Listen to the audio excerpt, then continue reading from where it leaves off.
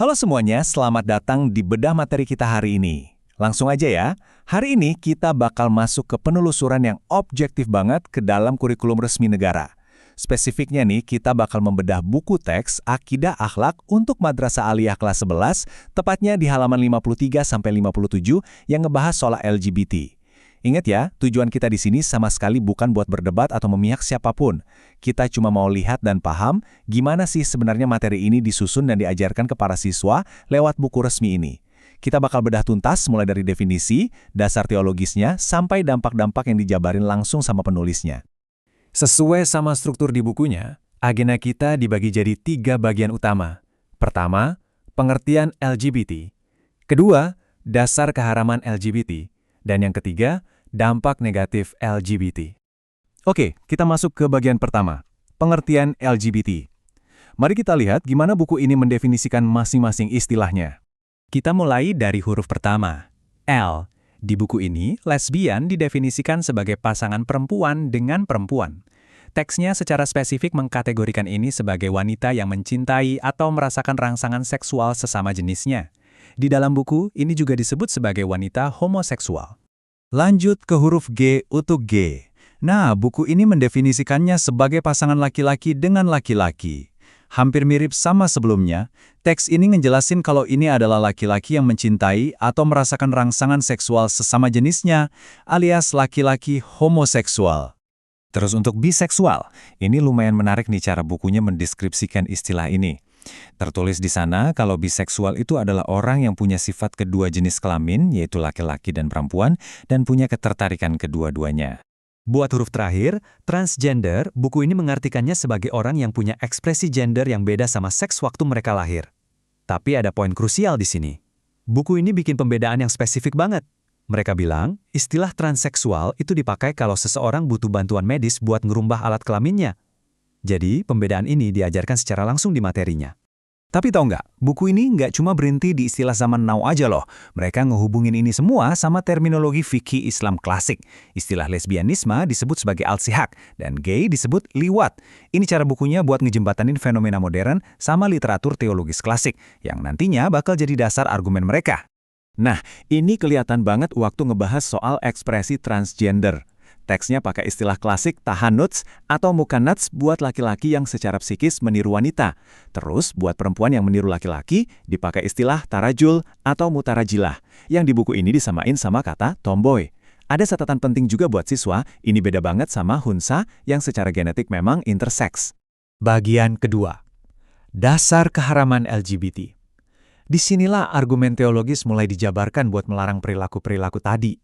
Ayat utama yang paling disorot adalah surat Al-A'raf ayat 80-81 yang cerita soal kaum Nabi Lut.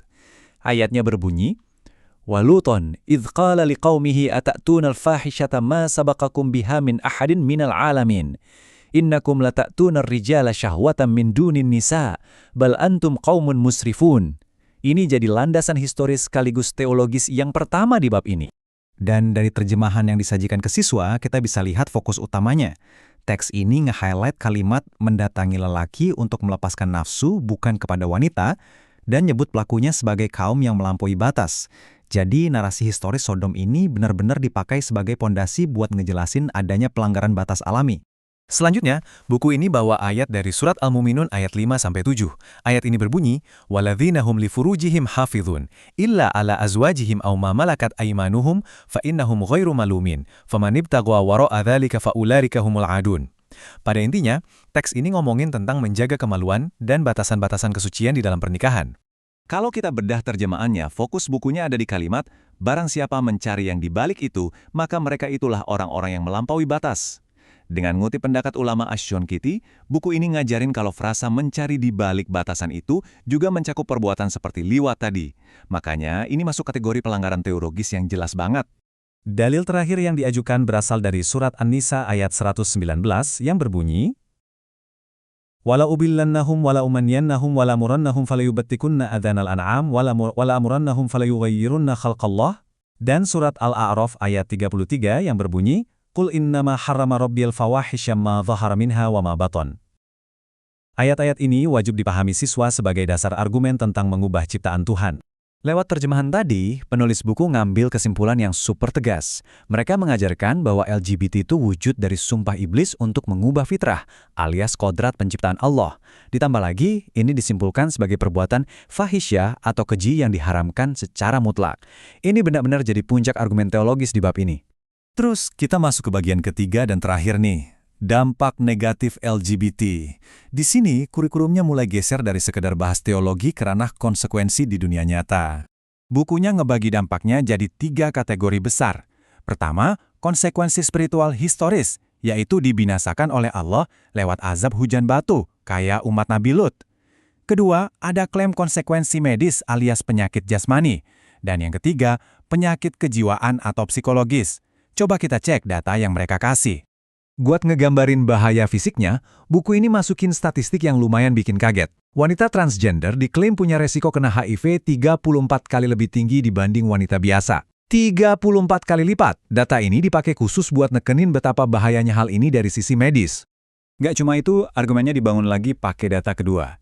Buku ini ngutip hasil screening atau pemeriksaan kaum gay di Amerika Serikat tahun 2013 lalu. Di situ diklaim kalau 81% dari mereka yang usianya 13 tahun ke atas udah terinfeksi HIV dan 55%-nya bahkan terdiagnosis AIDS. Angka yang fantasiskan. Nah, dari rentetan data tadi, materi ini secara belak-belakan mengaitkan perilaku ini sama penyakit fisik yang belum ada obatnya, terutama HIV/AIDS. Lebih jauh lagi, mereka juga nyebut penyakit sarkoma Kaposi yang dijelasin ke para siswa sebagai sejenis kanker ganas yang bisa tumbuh di bawah kulit, mulut, hidung, sampai tenggorokan. Kalau dari sisi psikologis gimana? Wah, pernyataan bukunya lumayan tajam nih di sini. Penulis mengklaim kalau perilaku ini bikin hilangnya orientasi yang normal, yang ujung-ujungnya memicu sifat posesif ekstrim. Bahkan diajarkan kalau kecemburuan buta akibat orientasi ini bisa bikin seseorang nekat ngelakuin kejahatan fatal. Ya, contohnya sampai membunuh. Dan itu membawa kita ke penghujung penelusuran kita kali ini. Di bagian akhir bukunya, ada rubrik Ayo Berlatih, yang minta siswa mikirin skenario nyata kayak gimana mereka harus bersikap soal isu hak-hak LGBT. Jadi, buat nutup sesi ini, saya mau nanya balik ke kalian semua. Setelah kita lihat bareng-bareng rincian definisinya, dalil ayatnya, sampai statistik dampaknya yang resmi diajarin di kurikulum negara ini, gimana menurut kalian? Gimana materi ini bakal ngebentuk pola pikir siswa di kehidupan sehari-hari? Ini hal yang benar-benar pantas buat kita renungin bareng. Makasih udah ngikutin bedah materi ini sampai habis ya. Sampai ketemu lagi di penelusuran seru lainnya.